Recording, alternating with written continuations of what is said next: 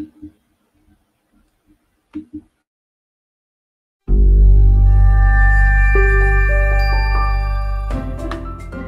est possible, tout est possible. Il suffit d'y croire.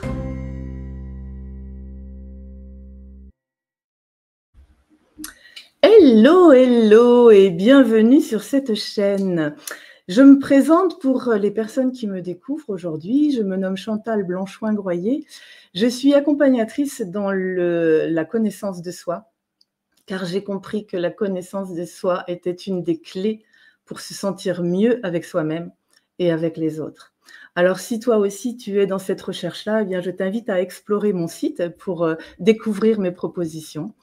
Et en parallèle, eh bien, je te présente par le biais d'interviews de lumineuses personnes, des professionnels de l'accompagnement également, qui sont susceptibles de t'accompagner sur ton chemin si tu en ressens le besoin, si tu ressens le besoin d'être soutenu et accompagné, eh bien écoute, explore les playlists de cette chaîne et tu découvriras une mine de belles personnes et de lumineuses personnes que j'ai rencontrées sur mon chemin et que j'ai vraiment plaisir à mettre en lumière. Alors aujourd'hui, il s'agit de Jeanne Baudry, que j'ai découvert il y a peu de temps et que je suis ravie de vous faire découvrir. Bonjour Jeanne. Bonjour Chantal. Merci d'avoir accepté mon invitation parce que j'ai vraiment envie de te faire découvrir à toutes les personnes qui ont besoin de tes services et Dieu sait s'ils sont riches et complets. Donc, je vais te laisser te présenter parce que je sais que quand on est dans l'accompagnement, ben, ce n'est pas pour rien, c'est qu'on a vécu des choses et qu'on a quelque chose à transmettre. Donc, si tu veux bien te présenter en quelques mots. Ok. Alors, je suis art-thérapeute énergéticienne et avant d'être art-thérapeute, j'ai été éducatrice spécialisée pendant 20 ans. Aujourd'hui, j'exerce en libéral. Ma volonté, c'est vraiment de pouvoir accompagner les personnes de la manière la plus adaptée qu'il soit pour elles et avec la liberté aussi de pouvoir proposer des outils qui me parlent à moi et à la personne accompagnée. Voilà. Ouais. Ça fait combien de temps du coup là que tu accompagnes les autres ? Alors, d'une manière générale, ça fait plus de 20 ans, enfin 20 ans à peu près. D'accord. En fait, l'art-thérapie, j'ai toujours utilisé l'art comme support, même quand j'étais éducatrice spécialisée, comme support dans la relation et dans les… Oui, c'était vraiment un outil que j'utilisais tout le temps. Donc, c'est une continuité, mais là, tu le fais en indépendante. D'accord. Oui, exactement. D'accord. Et tu l'as agrémenté d'autres choses depuis quelques années. Qu'est-ce qui t'a donné envie du coup, le fait que tu sois en indépendante? Tu dis que tu voulais mettre tes outils, mais quels sont tes outils en fait? Parce que… Ouais. Alors, comment dire, le fait d'être indépendante, pour moi, la première chose, c'était de pouvoir m'extirper des contraintes institutionnelles dans lesquelles je vivais depuis le début depuis le début où j'étais éducatrice spécialisée. J'avais l'impression d'être tout le temps bloquée, empêchée d'aller vraiment au plus juste de l'accompagnement parce qu'à chaque fois, il fallait tout écrire, justifier, etc. Et que parfois, dans l'accompagnement, il y a des choses qui se présentent, en tout cas dans ma manière d'accompagner, de manière très intuitive. Et je me trouvais plus juste, en fait, dans cet accompagnement que je proposais. Du coup, je me suis mise en libéral dans un premier temps, où je proposais des ateliers d'éducation artistique. Et puis, j'ai eu quelques épreuves dans ma vie qui m'ont ouvert la porte de l'énergétique, de la spiritualité, etc. Et en fait, à ce moment-là, j'ai pu combiner vraiment les particularités de mon accompagnement avec tout le volet vraiment énergétique et spirituel qui vient donner une profondeur singulière, j'ai envie de dire, à mon métier aujourd'hui. D'accord, tu veux dire que il y a des choses qui se sont ouvertes, des dons, enfin, je sais pas comment tu appelles ça, des capacités psychiques qui ont fait que tu accompagnes les personnes différemment? Alors, il y a ce genre de choses, mais pour moi, la première chose, c'est vraiment la conscience d'être pour moi, mais aussi la conscience d'être en relation, que ce soit avec les êtres humains, avec la nature, avec les animaux, avec les différents cycles de la vie. Cette prise de conscience-là, en fait, je la trouve fabuleuse parce que c'est vraiment un outil fondamental de pouvoir sentir comment les autres se situent, comment je me situe par rapport aux autres et de pouvoir ajuster mon accompagnement avec cette perception-là. Après, oui, il y a de la clairvoyance, des choses comme ça qui se sont ajoutées. Mais voilà, c'est vraiment un package, en fait, j'ai envie de dire, qui vient être à disposition du public que j'accompagne aujourd'hui. D'accord, qui vient nourrir ton accompagnement, en fait. Donc, tes accompagnements, je vais dire, parce que tu en as plusieurs pour le coup. Tu peux nous en parler? Oui. Alors, je propose des accompagnements déjà en individuel ou en groupe, ou une combinaison des deux. Donc, on a le volet art-thérapie énergétique. Ensuite, je suis facilitatrice en constellation familiale sur l'approche de systémie naturelle.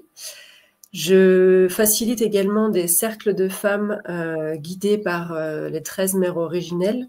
D'accord. Je propose un atelier annuel en groupe qui est une combinaison de psychogénéalogie et art-thérapie pour justement accueillir et honorer les trésors ou les pièges de notre famille, de nos mémoires familiales. Et je propose aussi des ateliers pour les professionnels et ou pour les parents autour de la découverte et le soutien de la construction du soi et notamment une sensibilisation en fait aux mémoires du corps. D'accord. Voilà. Donc, on va aller plus précis parce que ça fait beaucoup de mots, mais je pense que tout le monde… Alors, déjà, quand tu parles d'art-thérapie énergétique, qu'est-ce qui est différent par rapport à l'art-thérapie d'une manière générale? Qu'est-ce qui fait que tu précises énergétique? Eh bien, pour moi, le côté énergétique, il est lié à ce que j'ai explicité à l'instant dans la perception du monde intérieur qui nous habite, mais aussi du monde qui nous environne. Ça fait partie des prises de conscience que j'ai pu avoir, notamment après, je parlais d'épreuves de vie tout à l'heure, après le décès de mon frère, où en fait je me suis rendu compte que par la création, alors moi j'utilise beaucoup le dessin, la peinture, on pouvait recevoir des messages. Alors, ça peut paraître un peu bizarre comme ça, des messages de notre inconscient, mais aussi des indices, en fait, sur ce qui peut nous permettre d'évoluer.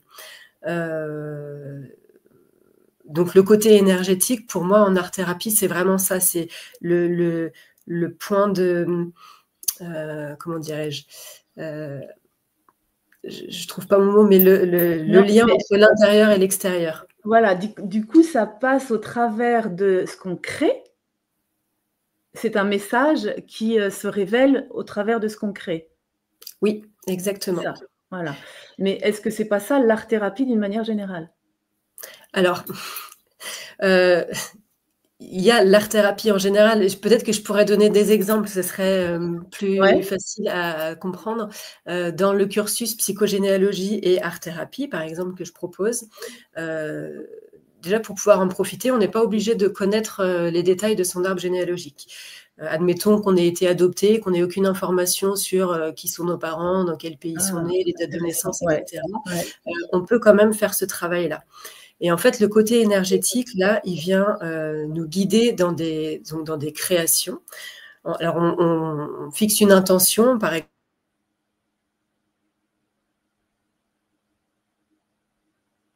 Ah, il y a quelque chose qui a coupé, là.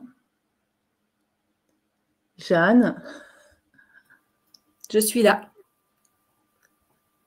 Ah, c'était figé, mais je pense que ça va pas durer très longtemps. C'est bon. Donc, du coup, ouais, c'est bon, ouais.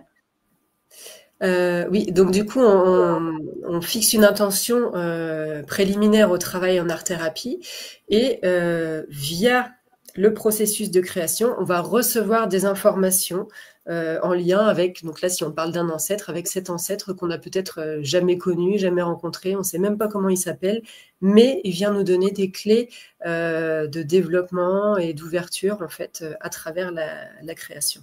Voilà un exemple. Voilà, un exemple. Et la personne, du coup, elle a ses réponses par ce biais-là. Et toi, tu es le médiateur parce que peut-être que la personne, elle n'entend pas, elle ne comprend pas. C'est ça? Tu apportes la lumière. Exactement, parce que du coup, en art-thérapie, en général, on travaille beaucoup avec le côté symbolique. Et un symbole ne veut pas forcément dire la même chose pour différentes personnes. Il y a différentes polarisations et on peut rester enfermé dans une des polarisations d'un symbole, par exemple. Oui. Donc moi, mon rôle, c'est aussi de venir ouvrir un petit peu le regard par rapport à ce symbole, par exemple, pour essayer d'en percevoir le côté qui nous semble un peu obscur, en fait, pour le mettre en lien avec notre histoire et avec nos ressentis. Et ce que j'ai envie d'ajouter là aussi par rapport à ce qu'on est en train de dire, parce que je parle que chacun puisse se mettre en perception de recevoir des informations ou des messages. Et l'idée, c'est que c'est accessible vraiment à tout le monde. C'est-à-dire qu'on n'a pas besoin d'avoir fait une formation ou je ne sais quoi avant.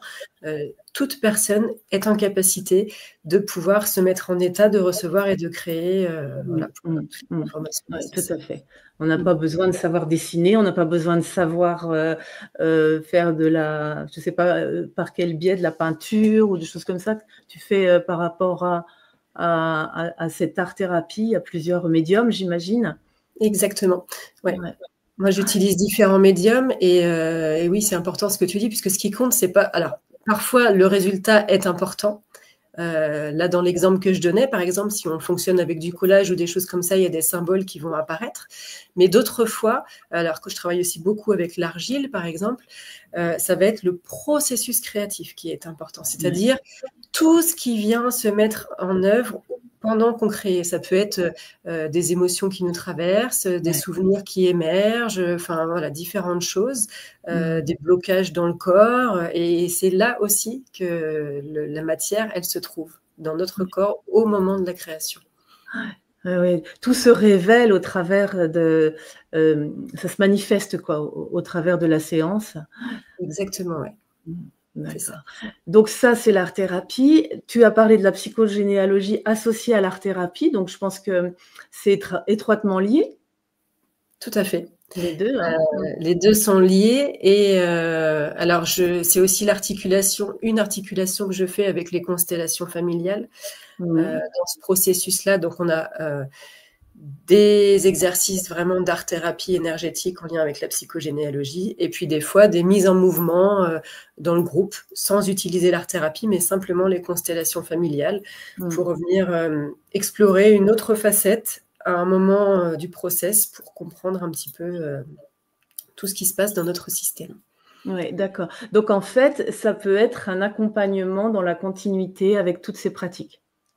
Tout à fait. Oui, tout à fait. Et donc, le psychogénéalogie et art-thérapie, c'est ce que j'expliquais, c'est un accompagnement en groupe, mais il y a quand même vraiment une attention particulière à avoir dans la mesure où c'est un exercice introspectif, même si on est dans le groupe. Le groupe vient nous aider à des moments précis à mettre en lumière par le biais des résonances, par le biais des miroirs et par le biais de la perception des autres aussi, puisque en fait, chaque personne du groupe, à un moment donné, peut se mettre au service de l'autre pour lui transmettre de ressentis par rapport à sa création, par exemple. Alors, c'est vraiment des moments ciblés. Ce n'est pas toutes les créations, c'est des exercices choisis. Et du coup, quand on est dans ce processus d'art-thérapie et de psychogénéalogie, il y a des moments où une personne peut avoir besoin d'aller un peu plus loin quand on soulève un couvercle et on n'a pas forcément envie de le faire en groupe à ce moment-là. Oui, c'est ce que j'allais te dire. Ça demande parfois une attention particulière et donc auquel cas il y a des séances en individuel qui viennent compléter les séances de groupe. D'accord. Et du coup, les constellations familiales, c'est ces gens que tu accompagnes ou d'autres personnes qui peuvent venir se greffer dans le groupe? Alors, les constellations familiales, je les propose donc soit dans ce cursus psychogénéalogie art-thérapie, soit en individuel. Oui. Quand c'est en individuel, ça peut être en présentiel ou en distanciel. Intéressant. Ou en groupe, une fois par mois, je propose des demi-journées de constellation de groupe voilà, aux personnes qui souhaitent découvrir ou redécouvrir les constellations selon la systémie naturelle. Encore une fois, je précise parce que c'est une approche qui est différente d'autres approches. Oui, ben, je pourrais témoigner tout à l'heure parce que du coup, j'ai pu participer à une de tes constellations et je veux bien qu'on en parle. Mais avant tout, je voudrais lister tout ce que tu proposes. Et il y a également donc ces ateliers pour les parents et pour les professionnels de l'enfance ou pas forcément la petite enfance. En général. Ça peut être enfance, et même au-delà. Alors, c'est vrai que moi, je cible vraiment autour de l'enfance et de la petite enfance parce que ça me semble important d'agir, entre guillemets, avant qu'il soit trop tard, avant qu'il y ait déjà des choses trop trop d'empreintes négatives qui soient en place. J'ai envie, pour parler de ces ateliers-là, peut-être de repartir un petit peu de mon histoire. Oui, je veux bien. Oui. Alors, il y a un côté personnel et un côté professionnel. Donc, dans mon histoire personnelle, donc j'ai eu 3 enfants, 3 grossesses que j'ai souhaité mener le plus naturellement possible, donc sans anesthésie, en étant vraiment à l'écoute de mon corps, en faisant un accompagnement en autonomie, etc. Et en fait, j'ai été très... comment dire, j'ai envie de dire violentée. Le mot qui me vient, c'est violentée par par différentes personnes du corps médical. Je ne veux pas non plus toutes les mettre dans le même panier, mais en fait, je ne me suis pas sentie écoutée et accueillie dans mes souhaits de naissance, d'accouchement, mais en même temps, c'était aussi une naissance pour moi. Et du coup, ces grossesses, alors surtout la première, puisque du coup, les 2 accouchements suivants, j'ai ajusté en fait mes projets de naissance par rapport à ce que j'avais mal vécu du premier. Mais ouais, j'ai ressenti beaucoup de jugement, beaucoup de violence physique, alors que je ne vais pas rentrer dans le détail, mais ça m'a vraiment mise à mal, en sachant que ma demande de jeune maman à ce moment-là, c'était, je redis encore une fois, mais d'accueillir mon enfant le plus naturellement possible. Et mon souhait, c'était de pouvoir sentir, vivre cette naissance au plus profond de mon être, comme un rituel, en fait, pour vraiment intégrer le fait que je devienne maman. Et ces violences que j'ai pu recevoir de la part du corps médical, en fait, c'est venu faire écho avec d'autres choses que j'avais vécues avant, une opération avec laquelle j'étais passée pas très loin de la mort, etc. Et qui est venue me dire encore une fois, mais t'es pas à l'écoute de ton corps. Enfin, si, moi j'étais à l'écoute de mon corps, en fait. Quand je le disais, que ce soit à mes parents ou aux médecins, à chaque fois, on me renvoyait vers des solutions soit médicamenteuses, soit anesthésie, c'est médicamenteuse, mais des choses qui sont contre nature. Et alors qu'en fait, avec le recul, je sais que j'ai toujours la capacité de vivre ces épreuves, la capacité d'agir avant qu'il soit trop tard. Et donc, voilà, j'ai pu vivre les empreintes que ça laisse dans le corps, et même après dans le corps de mes enfants qui sont... Ouais. Je vais peut-être résumer ton expérience d'enfant, parce qu'en fait, j'ai compris que tu avais eu très mal à un endroit, tu l'as exprimé, on ne t'a pas cru, on ne t'a pas écouté, on t'a donné un traitement en disant que ce n'était pas grave. Et en fait, c'est là où tu as dû être opéré et que tu as failli en mourir, quoi. Et donc, tu ne t'es pas senti écouté dans ton corps et tu t'es dit, j'ai tort, quoi, en fait. À un moment donné, tu as compris que tu n'étais pas écouté. Et finalement, chemin faisant, tu te rends compte que ton corps te parlait, il avait raison et qu'on n'a pas su t'écouter. C'est ça qui fait qu'aujourd'hui, tu as envie qu'on écoute les autres, les personnes. Exactement. Et j'étais très, très en colère parce que j'ai toujours su que mon corps, ce qu'il me disait, c'était important.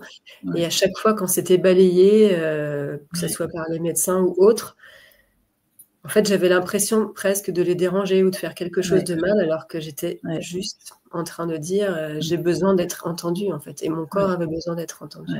Donc aujourd'hui, tu as vraiment envie que l'enfant qui témoigne de quelque chose soit entendu, soit accueilli. Et j'ai bien aimé les exemples que tu m'as donnés l'autre jour. C'est comme un enfant qui n'a pas envie de participer à un groupe. On l'oblige à mettre une blouse, on l'oblige à faire des choses. S'il n'a pas envie, ça vient dire quelque chose de lui. Et est-ce qu'on ne pourrait pas l'écouter plutôt que de le gronder ou de le mettre de côté? Et je trouvais que c'était fort, par exemple. Ouais. Et alors là, ces ateliers-là, en fait, ils sont vraiment nourris par mon expérience d'éducatrice spécialisée aussi, où en fait, j'ai pu, dans différentes rencontres avec notamment des adolescents, me rendre compte de tout ce que le corps était capable d'emmagasiner comme souvenir, comme mémoire, mais au point où l'enfant lui-même oubliait des épisodes de sa vie. Et à un moment donné, via des ateliers d'art-thérapie notamment, paf, le souvenir revenait à la mémoire, mais des souvenirs très, très, très, très violents. Et en fait, il venait résoudre, en tout cas amener une lumière sur une problématique parfois qui était déjà travaillée depuis 4 ans ou 5 ans et on n'arrivait pas à comprendre d'où ça venait. Et là, d'un seul coup, grâce au support artistique, c'est comme une petite bulle qui remonte du fond de l'eau et ça y est, le souvenir est à la surface et on peut accompagner l'enfant. Et effectivement, dans mes accompagnements avec les professionnels et avec les parents, j'amène vraiment une grande attention à accueillir l'enfant. Un enfant qui ne veut pas faire, qui veut simplement regarder, ou enfin peu importe ses manifestations physiques en fait. Chaque manifestation, même une non-manifestation, veut dire quelque chose. Et en fait, l'amalgame qui est souvent fait, notamment avec les professionnels de l'enfance, quand on parle d'éducation, si on regarde la racine du mot éducation, on peut avoir d'un côté éduquer dans le sens de guider, accompagner, soutenir le potentiel. Et dans la définition, on voit aussi la notion d'instruire. Et pour moi, instruire, l'image que j'ai, c'est vraiment comme si on remplissait un vase en quelque sorte, avec des jolies fleurs, mais un bouquet qui ne va pas durer. Et, souvent, dans le domaine de la petite enfance, on vient tout de suite instruire, enfin éduquer dans le sens d'instruire, avant même d'avoir accueilli. Et en fait, au travers de l'accueil, on vient aussi observer et repérer quels sont les besoins et quels sont les potentiels de l'enfant. En fait, tant que cette étape-là n'a pas été mise en place, et du coup, là, c'est dans ma vision des choses, hein, mais le côté instruction peut être très violent parce qu'en fait, on vient remplir, charger un enfant avec des outils qui ne seront peut-être jamais utiles, qui vont l'encombrer, le peser et lui faire croire qu'il ne comprend pas, ça va lui nuire en fait dans sa confiance. Ouais, que ce qu'il fait, c'est pas bien, que ouais, c'est ça. Tu vois, quand tu m'en as parlé l'autre jour, moi, j'ai des larmes qui sont montées, donc je me suis dit, waouh, c'est fort parce que en fait, la petite Chantal, elle a dû vivre ça, et tu vois, rien que le fait que tu m'en parles, ça m'a émue. Donc, rien que ça, j'ai senti déjà une libération, et je trouve que c'est énorme, l'impact, la responsabilité qu'on a en tant qu'accompagnant d'un enfant, que ce soit parent ou éducateur, et on ne se rend pas toujours compte de ce que ça génère dans sa vie d'adulte après. C'est ça, c'est ça. Et du coup, je peux faire le lien avec notamment les cercles de femmes. Très bien. Que j'accompagne, parce que là, ça me parle. Donc, c'est des femmes, un groupe de 5 femmes qui se retrouvent une fois par mois. Donc, l'accompagnement que je propose, il est guidé par les 13 mères originelles, qui est une sagesse amérindienne. Et pourquoi je parle de ça maintenant? Parce que l'idée, c'est de venir justement accueillir nos parts d'ombre. Et quand je dis ombre, en fait, c'est... Alors, souvent c'est connoté d'une manière péjorative, comme des défauts ou des choses qui nous pèsent, mais ça peut aussi être des dons ou des talents qui n'ont pas été vus, reconnus ou mis en valeur en fait dans notre être. Et ces cercles de femmes donc servent d'une part à venir reconnaître, mettre en lumière ces talents, et d'autre part à venir décortiquer en quelque sorte tout ce qu'on a pu accumuler comme trauma, comme poids en fait en lien avec notre histoire personnelle, notre famille et notre vie de femme en général, quoi. Donc là, elle s'engage sur combien de cercles? Alors, il y a l'accompagnement annuel qui est c'est sur un mois, enfin une année. Et comme on est calé sur les cycles de la Lune, il y a 13 cycles en fait sur une année, donc des fois ça déborde un petit peu. Donc on se retrouve au rythme d'une fois par mois. D'accord. Et là, je viens aussi d'ouvrir une autre modalité qui sont des cercles ponctuels pour les femmes qui peuvent pas s'engager sur une année pour X raisons, ou tout simplement celles qui ont envie déjà d'essayer et de découvrir avant de s'engager. C'est parfait. Donc c'est riche tous ces accompagnements. Et du coup, est-ce que tu vois d'autres choses? Là, je pense qu'on a fait le tour. Je pense qu'on a fait le tour, effectivement. Parce qu'on a la chance aujourd'hui d'avoir une personne témoin qu'on va accueillir maintenant. Il s'agit de Lauriane. Bonjour Lauriane. Bonjour.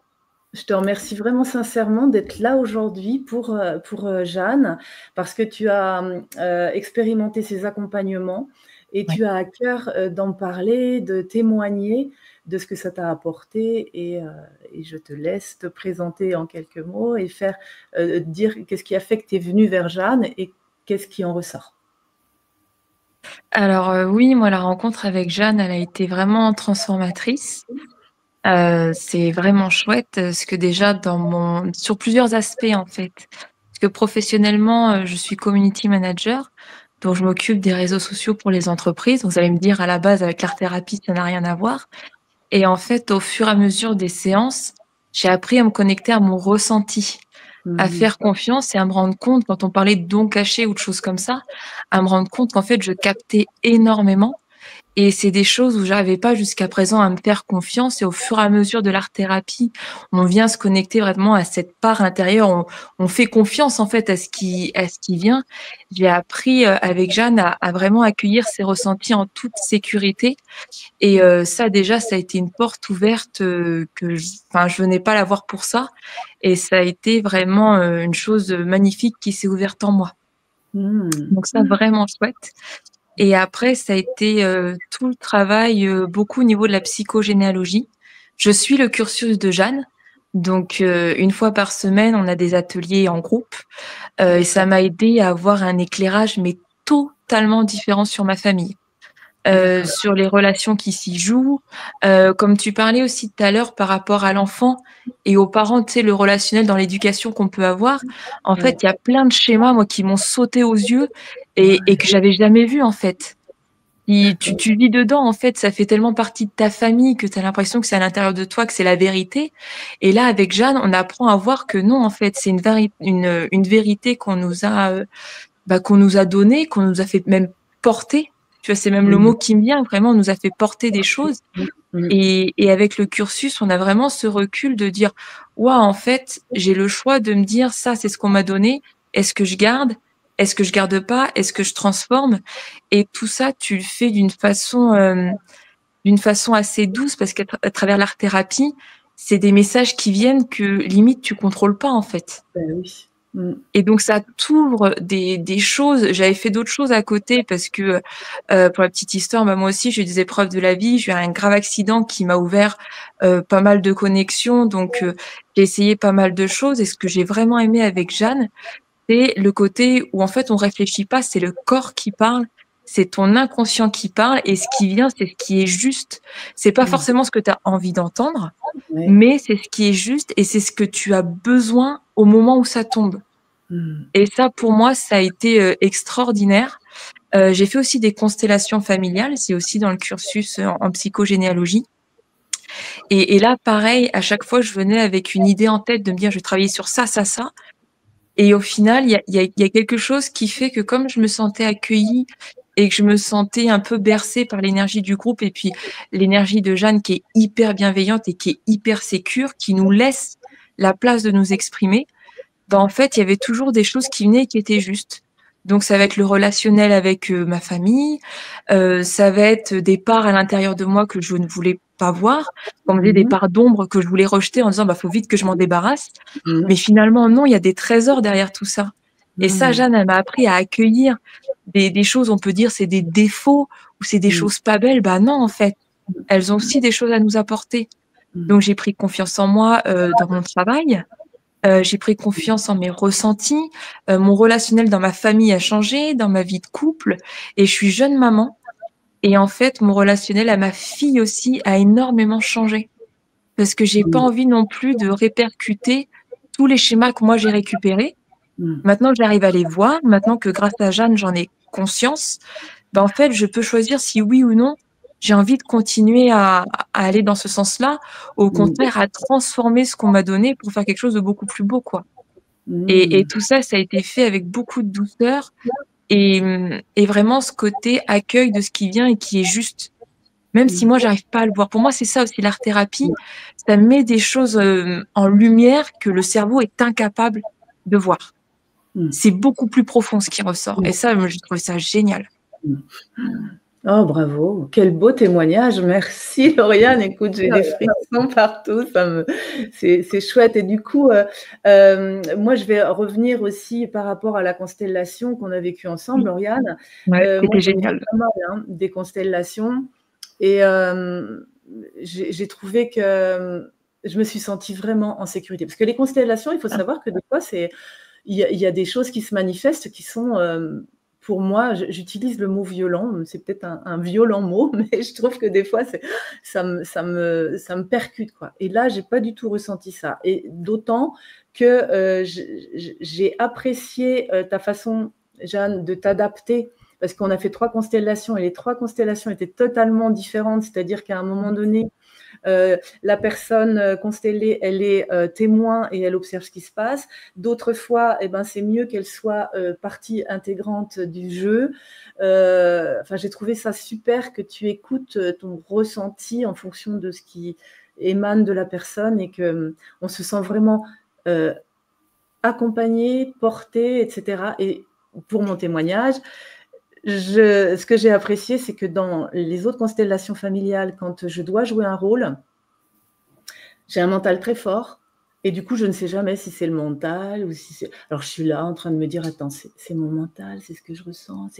Je suis dans l'inconfort. Là, tu m'as fait participer en me donnant un papier que je n'avais pas lu et je l'avais dans la poche et je jouais un rôle que je ne savais pas quel rôle je jouais. Et ça, c'est une expérience merveilleuse parce que du coup, je ne pouvais écouter que mon ressenti. Et mon ressenti, il a été juste par rapport à quand j'ai découvert le rôle que je jouais. Et ça a été merveilleux parce que d'abord, ça m'a donné confiance en mon ressenti. Et j'étais libre. Je me suis sentie libérée de ce côté, de cette sphère mentale qui me gouverne souvent. Et ça m'a fait beaucoup, beaucoup de bien. Donc, rien que pour ça, je te remercie, Jeanne, de m'avoir fait découvrir ça. Et je trouve qu'effectivement, on se sent en totale sécurité. Il y a beaucoup de douceur et il y a beaucoup d'ancrage tu vois, je te sens ferme, Jeanne. Et on est là et on peut déborder, mais on se sent… je ne trouve pas d'autres mots, en sécurité. Donc effectivement, Lauriane, je te confirme que j'ai ressenti ça aussi avec Jeanne. Et c'est chouette, j'avais vraiment envie de le mettre en valeur parce que c'est très important dans ces expériences-là. Parce qu'on est vulnérable. Oui, c'est ça, on est vulnérable et puis le ressenti, il peut être parfois, enfin je sais pour ma part, il peut être extrêmement fort et comme tu dis, tu arrives pas à savoir si c'est le mental, si c'est et là, la façon de faire, oui, tu te laisses porter et tu vois, dans les ateliers d'art-thérapie, en fait, c'est le même principe. Il y a une façon de faire qui fait que tu te laisses porter par tes ressentis, par ce qui vient. Moi, je vais me permettre des petits exemples en psychogénéalogie où il y a des choses dans mon arbre généalogique qui sont venues et quand j'ai posé les questions et j'étais pas au courant, j'ai posé les questions à mes parents, ah bah, ça les a mis sur le cul. De me dire: «Mais comment tu es au courant?» Et tu te dis, c'est incroyable, tu te laisses bercer par ce qui vient, tu te fais confiance, tu apprends. Moi, au début, je n'étais pas à l'aise. Moi, au début, ça m'a travaillé très fort et j'en ai beaucoup parlé à Jeanne qui m'a accompagnée en individuel à côté et j'en avais besoin parce que ça remue quand même. Et maintenant, je me dis, je me fais confiance et même dans mon travail, ça a ouvert des portes où quand j'accompagne les gens dans leur communication, je ressens les choses en fait. Et je me dis, ça a ouvert des portes que j'y allais pour me guérir, entre guillemets, mais ça a ouvert des portes de potentiel vraiment extraordinaire au niveau du ressenti. Ouais. C'est au-delà de ce que tu attendais, en fait. Ah oui, complètement. Bien au-delà. Ouais. C'est chouette. Ouais. Merci, Lauriane. Vraiment, mais écoute, je ne sais pas, est-ce que, Jeanne, tu veux rajouter quelque chose par rapport au témoignage de Lauriane ou pas? Ce n'est pas une obligation, je ne sais pas. Alors, je te remercie, Lauriane, parce qu'effectivement, ton témoignage permet vraiment de mettre en lien les différentes facettes de mon accompagnement. Et quand j'en parle, j'ai souvent l'impression d'être très générale et finalement que les gens n'arrivent pas à saisir l'essence des accompagnements. Donc là, vraiment, je trouve qu'au travers de ton témoignage, ça vient mettre en lumière d'une manière concrète, j'allais dire tout ce qui peut s'y passer. Des choses qui peuvent s'y passer, parce que ce n'est pas tout, mais c'est vraiment important.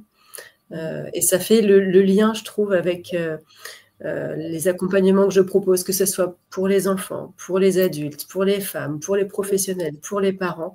Le point commun, pour moi, il est que, en fait, on a tout ce qu'il faut à l'intérieur, en termes d'outils, en termes de clés, en termes de lumière, on a tout ce qu'il faut. La seule chose qui nous manque souvent, c'est justement ce cadre sécure dans lequel on puisse se déposer. Se déposer sans que quelqu'un nous dise « fais ci, fais ça, ah non, pas comme ça, maintenant tu ne devrais pas faire ça, mais non, ça ne va pas ou pas », sans jugement en fait. Et je trouve, enfin voilà, c'est ce qui me saute aux yeux à travers ce que vous avez pu dire, que c'est le point commun de voilà, tout ce que je peux proposer. Merci à vous. Oui, merci beaucoup. Merci beaucoup, Lauriane. Eh bien, je te souhaite une bonne continuation sur ton chemin parce que vraiment, tu es resplendissante. Merci beaucoup. À bientôt, Lauriane. À bientôt. Donc, effectivement, on a mis pour titre le corps, la porte de l'expression de l'âme, parce qu'en fait, tout passe par le corps. Et tu vois comme nombreuses personnes n'ont pas appris ça et ne savent pas écouter leur corps, et c'est ce qui bloque, en fait. Exactement, c'est ce qui bloque. Il faudrait toujours tout traiter par le mental. Et d'ailleurs, c'est une des raisons pour lesquelles j'ai fait appel à toi pour cette interview, c'est aussi justement de venir montrer aux gens qu'on peut être curieux, on peut poser des questions, on peut ne pas savoir, ne pas comprendre, mais en tout cas, il y a des choses qui se passent. Et je suis vraiment, moi, au service des gens pour vraiment les soutenir dans cet accueil-là, dans cette découverte de soi. Et même s'il y a encore des questions qui viennent aux personnes qui regardent cette interview, je suis vraiment complètement disponible et avec plaisir, je répondrai aux questions pour leur aider leur mental à y voir un peu plus clair dans tout ça. Oui, oser aller y voir. Oui, c'est ça. En fait, ouais. On est en plein dans le lâcher-prise, en fait. Ouais. Il y a le contrôle d'un côté avec le mental et le lâcher-prise de l'autre avec le corps. Et l'idée, c'est d'apprendre à jongler un peu avec les deux. Apprendre à utiliser cet outil qui est à notre portée et qui ne demande que cela, d'être écouté, parce que si on ne l'écoute pas, il nous le fait bien savoir. Il y a des mots qui vont s'installer, donc voilà. Donc c'est hyper important. Tu interviens près de Saumur, dans le Maine-et-Loire. On est d'accord. Et redis-moi, qu'est-ce qui peut être possible à distance? Parce que comme les interviews vont un petit peu partout, qu'est-ce que tu peux proposer à distance les constellations familiales, en individuel, à distance. En individuel, ok. Bon, mais ça, c'est chouette aussi. Donc, on peut commencer par là. Ok. Est-ce que tu as un mot de la fin, Jeanne? Eh bien, je vous remercie à toutes celles et ceux qui auront pris le temps d'écouter, de regarder l'interview jusqu'au bout. Voilà. Et encore une fois, je reste disponible pour ceux et celles qui le souhaitent. Bon, eh bien, merci à toi, vraiment, de cette belle découverte, de ta confiance. Et puis, je te souhaite le meilleur. À Merci bientôt. beaucoup, Chantal. À bientôt. Au revoir. Waouh! Un super témoignage, une superbe proposition, d'une lumineuse personne. Je vous invite vraiment à aller explorer ces propositions parce que franchement, c'est vraiment une personne, ouais, je dis stable. Il y a quelque chose de stable chez Jeanne et ça fait du bien d'être accompagnée par des personnes comme ça. Donc, je vous rappelle, si vous êtes intéressé par ce genre de vidéo, eh bien, n'hésitez pas à vous abonner à la chaîne, à cliquer sur le like parce que c'est important pour diffuser et à partager surtout. Si vous pensez que ça peut concerner des personnes de votre entourage, eh bien, partagez cette vidéo un maximum et allez explorer les playlists. Il y a d'autres pépites qui vous attendent. Et puis, bien sûr, vous pouvez explorer tout ce que je propose sur mon site. Je vous dis à très bientôt. N'oubliez pas de prendre soin de vous. Au revoir. Et pour aller plus loin, vous pouvez explorer mon site Brin de Sagesse, où vous trouverez entre autres mon livre Sur le chemin de mon éveil, de cœur à cœur. Pensez à vous abonner et à cliquer sur la cloche pour être informé de mes diffusions.